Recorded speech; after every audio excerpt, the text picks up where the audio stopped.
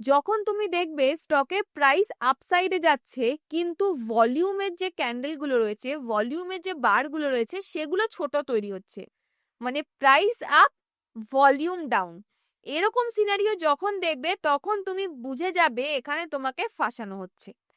তার মানে এখানে প্রাইস তোমাকে দেখে তো মনে হচ্ছে যে এ উপরের দিকে যাচ্ছে, উপরের দিকে যেতে পারবে, কিন্তু ভলিউম দেখে বুঝবে যে এখানে কিন্তু বেশি লোক নেই ট্রেড করার, বেশি ট্রেড হচ্ছে না।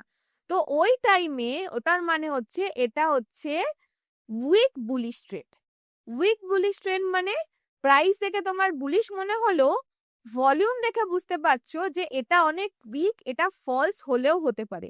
মেবি এই টাইমে যেই বুলিশ ট্রেড গুলো হয়, যারা নেয় বেশিরভাগ ক্ষেত্রে কি হয় যে তারা ফেসে যায় এবং স্টপ লস দিয়ে দেয়, বুলিশ হালকা উপরে গিয়ে আবার স্টকটা নিচে এসে যায়, কেন ভলিউম ওখানে অনেক ছোট রয়েছে। চলো চার্টে গিয়ে দেখি, তাহলে তোমাদের বুঝতে আরো বেশি সুবিধা হবে।